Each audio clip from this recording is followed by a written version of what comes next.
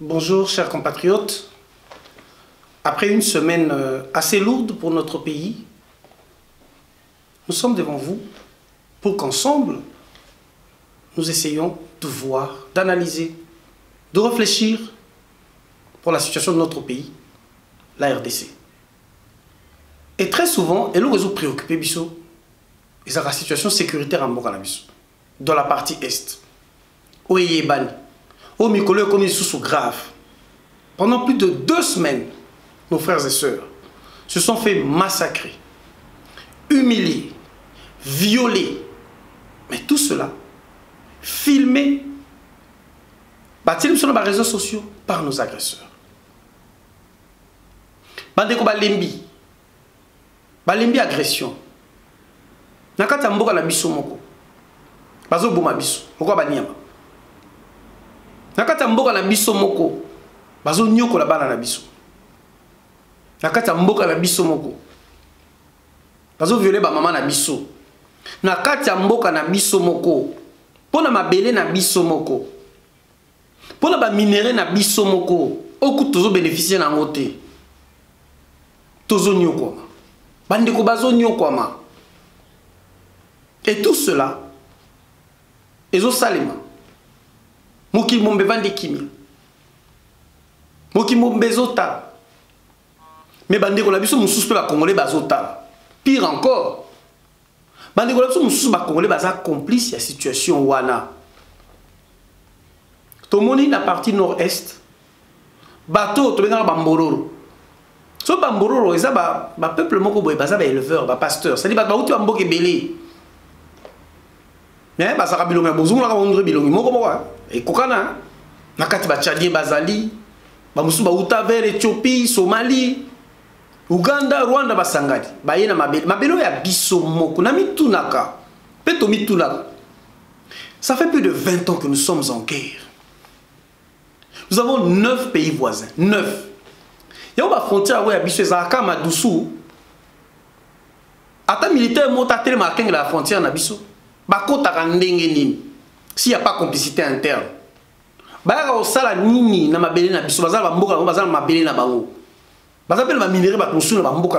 que viennent-ils faire en RDC?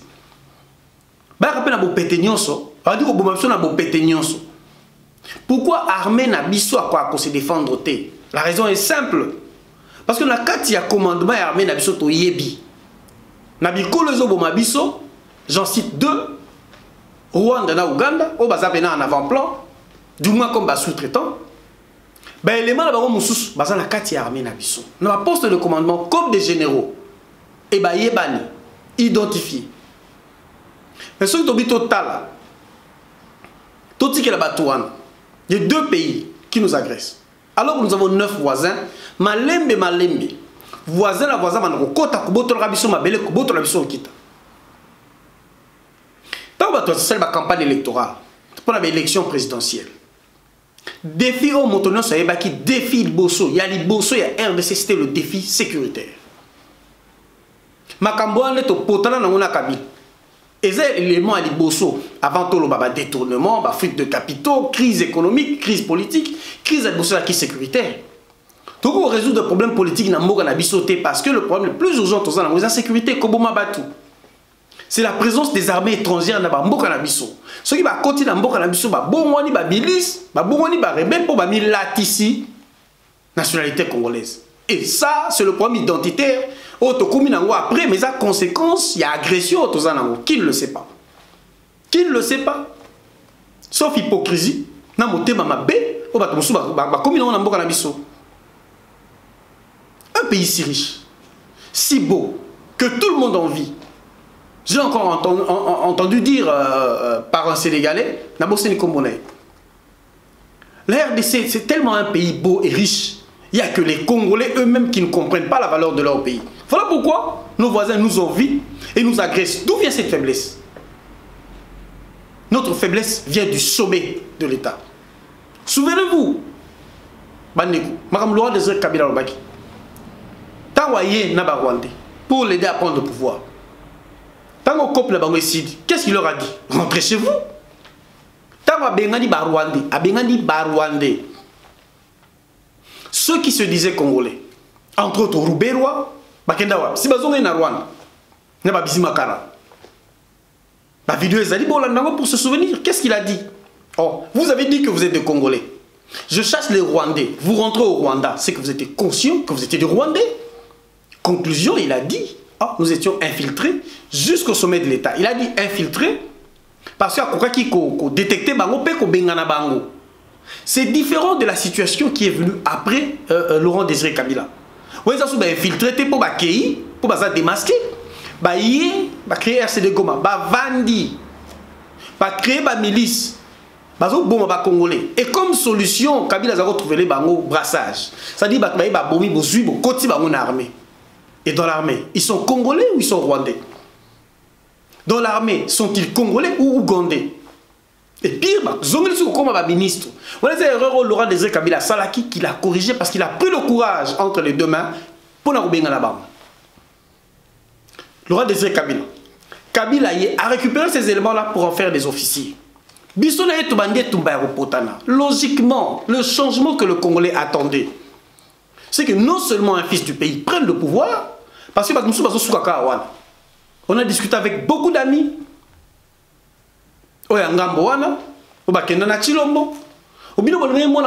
Pouvoir, oui.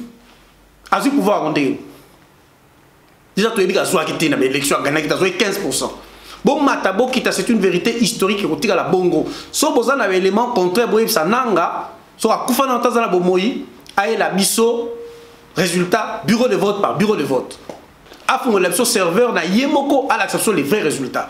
Et puis, pourquoi vous avez voté pour voter pour nani? To continuer. Si vous avez Rwandais, Ougandais, Mbororo, qui sont venus, qui tuent, qui violent chez nous. Si quelles sont les résolutions? Il y a Moto Tobengi, chef de l'État. Hyper important. Et rapport na Bissona Rwanda, na Ouganda des Andengini. Tout ça, là, petit rappel historique. Na 2000. Rwanda na Ouganda 99 na 2000 ba betani masasi na mboka na biso ba bomi ba congolais na mboka na biso ba weleli mabele na ba minéré na mboka na biso. Cela s'appelle de l'occupation. Tout ça na dossier Oyo État congolais a cotisé na Cour internationale de justice na la Haye en 2005. Depuis l'année passée et comme qui officiel, Ouganda a condamné de nous payer plus de 10 milliards. Plus de 10 milliards. Pas 10 milliards, mais si quoi enquête et l'accès que ils doivent nous payer presque 13 milliards. Malheureusement pour Nabiso, bateau ba bomi pa Nabiso, bazo bomati lelo. Faut pas indemniser Biso. Bon, Félix Tshisekedi oh yaza président à Congo. À côté le nebango, t'es pratiqué la bango temps pour bazana mbongo télé qui est belé, ba futa malé malé. Tout peut s'accanda qui ça. Pour y avoir quand même exemple to kozonge la katobandaka koloba. Sauf aux amonteurs ma bête aux à la congolais pour ne pas comprendre.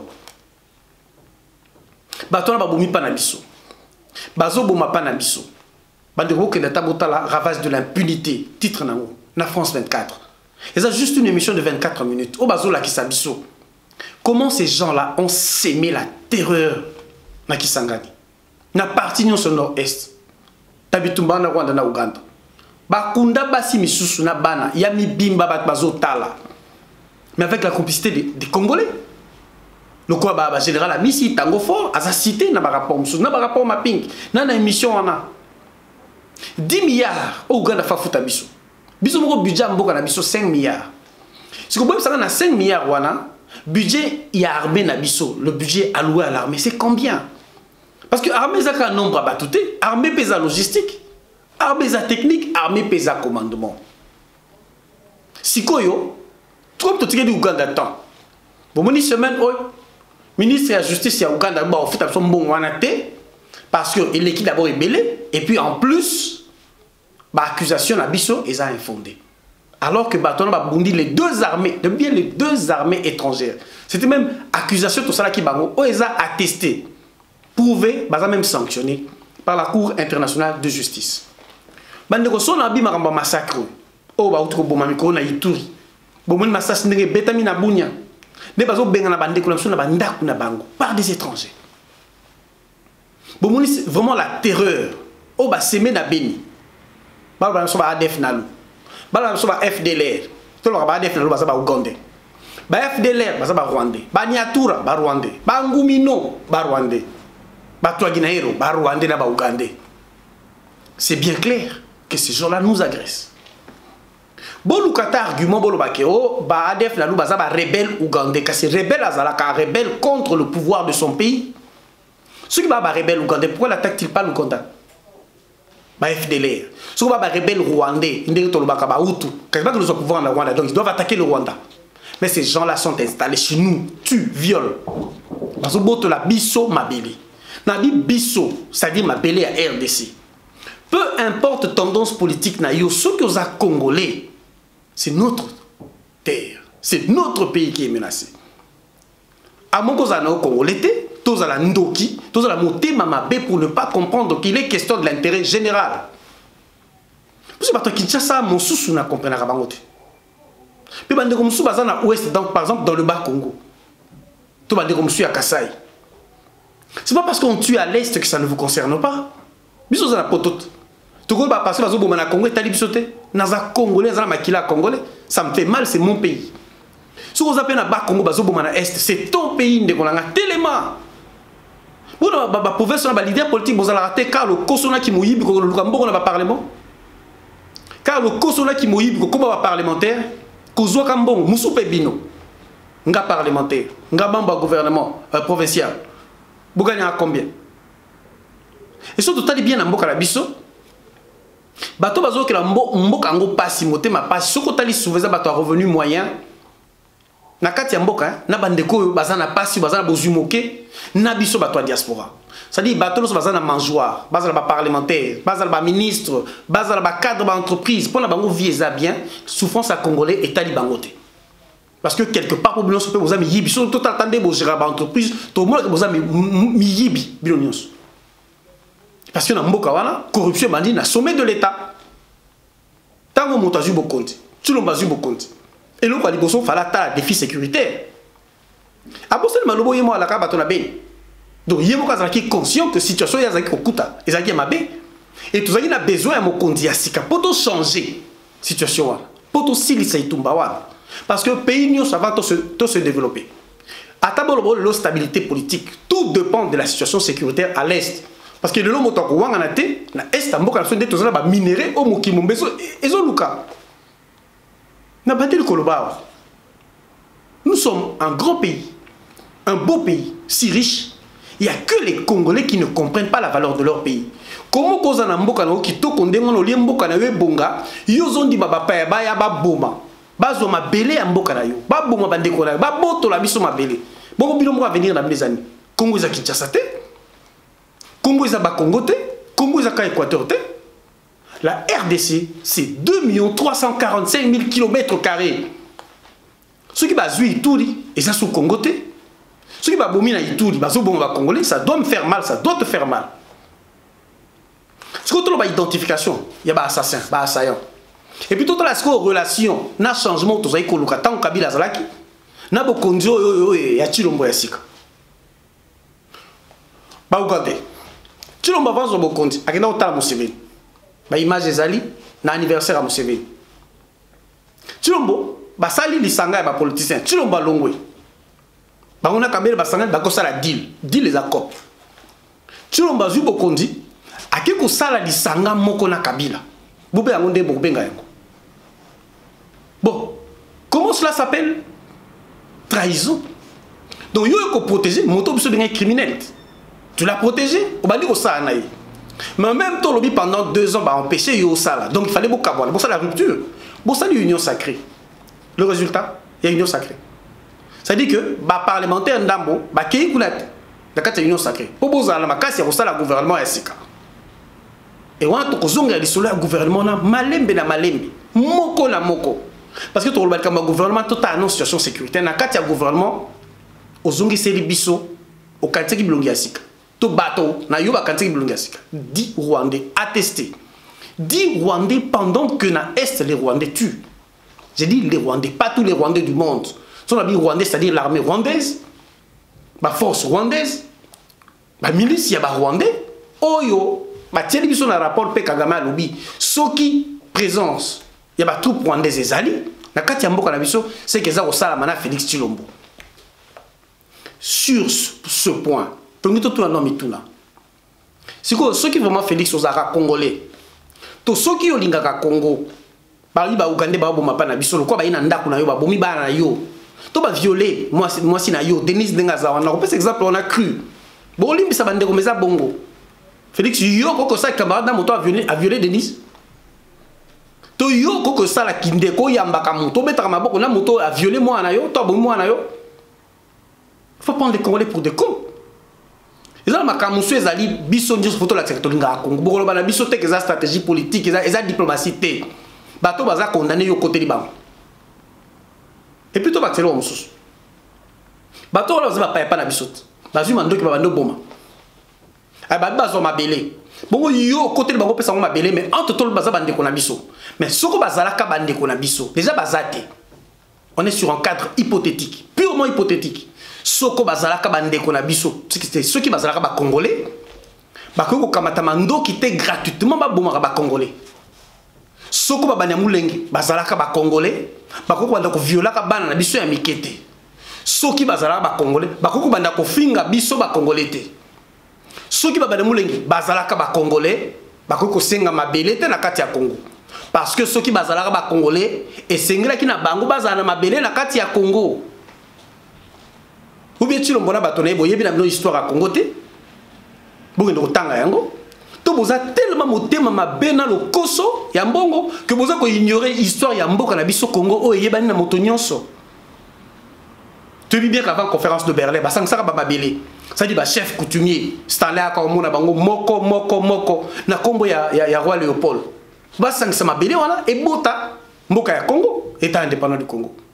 Bon, ça so mabeli ne ya Rwanda bazwaka chef ni Rwanda ya kala mabeli na ye bon mabeli ngo kenda wapi tango ba sela biso carte ethnographique ya 1908 tango to komi mboka ya Léopold pour ni bazaka na mabeli te pour ni bazaka répertorié te na ba buku nyos comme une tribu congolaise pour ni Hutu ba Hutu ya tribu congolaise te pour ni na histoire pour ni ba tuti baza tribu congolaise te.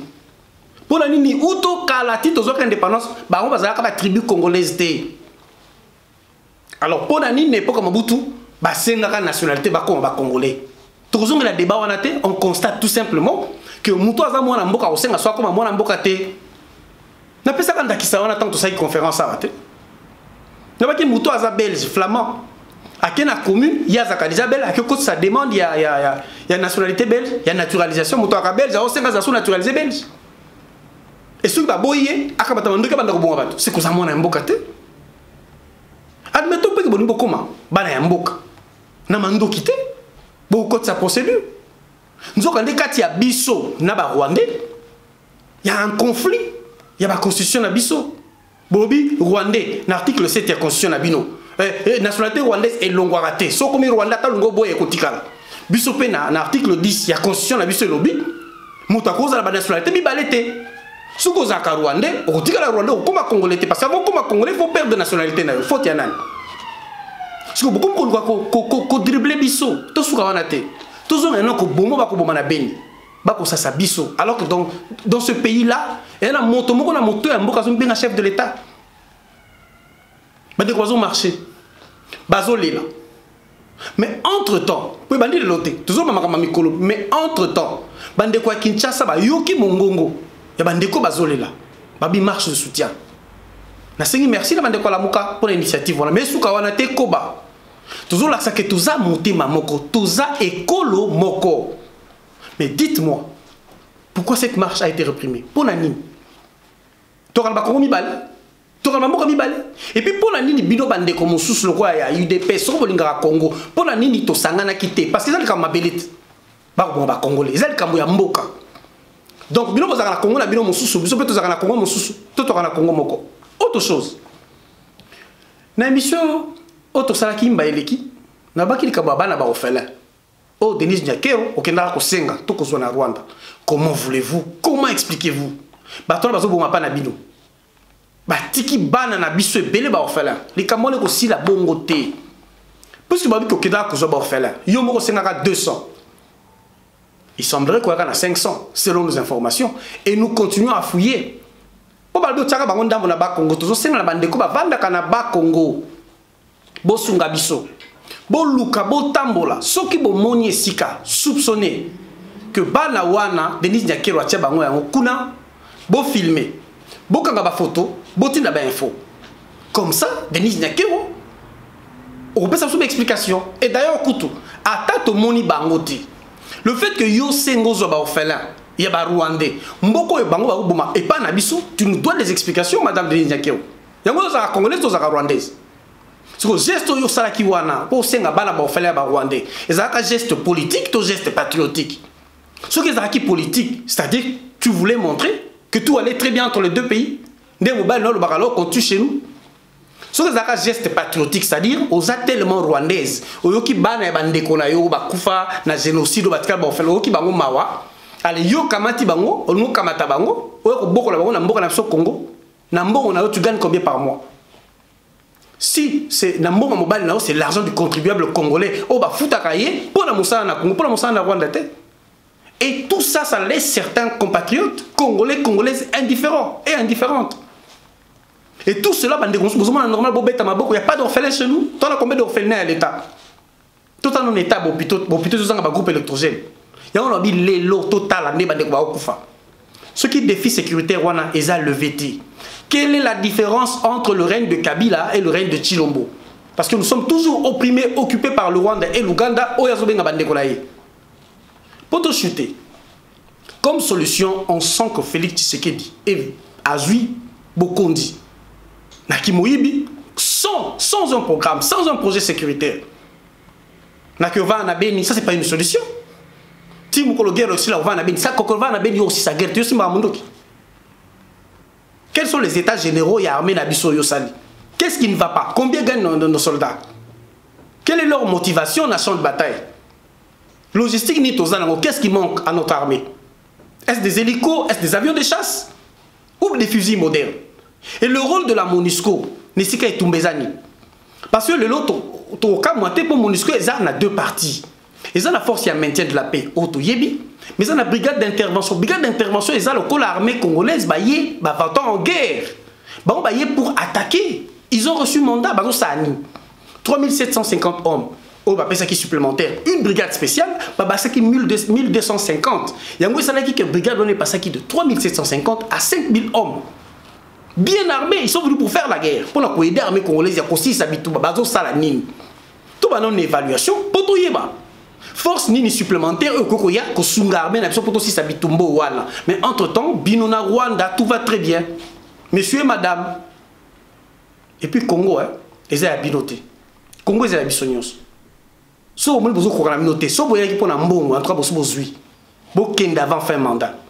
Parce que au salagité pendant 2 ans parce qu'on t'a empêché. Mais on ne t'a pas empêché, tu l'as retouché salaire de 2 millions de dollars. Bah, il faut qu'il recouffe pour 20 dollars. Il faut que soldat. Bah, zoba na bino bonya ko botola mbongo. Ya ko boma ya ko piller, maman zote kamikate, ndeko za moi ligablo na coin. Bomo ba parlementaire ici ba za kuna te. Pour ba sa union ça ke ba zo ba 10 000, ba 15 000. Na aussi na bino mbalasima, boko mata ndoki na bino kota kuna na parlement. Boko senga mboko na bino kuna. So salaire za muke boko mata ndoki boko tela na parlement na sénat. Ba to na ndefo ba interpeller bango ne ba zo lia mbongo ya l'état. Bango ne ba zo mbongo ebele. Ba ba zo bana balaba, o bona ki na beni. Na bana ya école primaire bazo interpeller moto ba benga chef de l'état. Ba bo mona ba bimi na Kinshasa eza pona kolela pona bandeko. Ebe pona kolela pona bino po bino nde ba kotinda na front. Pourquoi mama tatiana ba ki bino nde bo kata na makolo. Pona 100 euros bozoka solde pona 20 dollars ya prime. Bandeko to linga mboka wana. Il est plus que temps. Ba rapport au nyonso ezali na avantage na biso. Tous un cané mokonzi ya balam. Po ba ba soda mabe azakati. Il n'y a pas de mauvaises troupes, il n'y a que de mauvais chefs. Nous avons un mauvais chef à la tête de ce pays. Il a qui COP. Première semaine, déjà, premier mois, 15 millions. Après, projet à 100 jours, 400 millions. On a perdu beaucoup d'argent. Mais entre-temps, courez zate, maille zate, signe les bosso et l'accent, vivre. Bien première nécessité. Sécurité zate. Stabilité politique, peut qu'on arrête. Sur sécurité, ça développement cause à la terre. Sur la fuite de capitaux, parce que tous contrôler la frontière, ba minéré, ça la tout avancer ndengeni. Tout ça compatriotes, tout ça au Congo centre. Mais j'aimerais ici déjà encourager Bandeko Barzana procès, il y a CCDP. Nous sommes de cœur avec vous.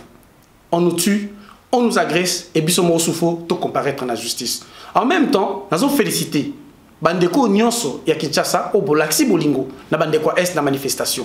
Mais sous Kawanate et Koba pour etumbo eza biso Nyonso to banga et l'autre côté. Et puis la Bandeko ba province Bolali na Lupongi. Congo eza monene. To te kama be na biso te to telengana. To ça l'émission pour tout l'accès de ressources. Tango to na passe il y a conseil au gouvernement na ba Rwanda na kati. Et puis tout l'accès bozoba ya Bandeko ba kende na union sacrée. Kaka mbongo, kaka kolia, mabelezo kende. Na bozoba ya biso moko. Bobo sanate bandeko. Bo s'abonner na page na biso, bo partager ba vidéo. Totika lisanga, tokokuta les sous na émission ezakoya, surtout parler du gouvernement et de l'union sacrée. Merci et à la prochaine.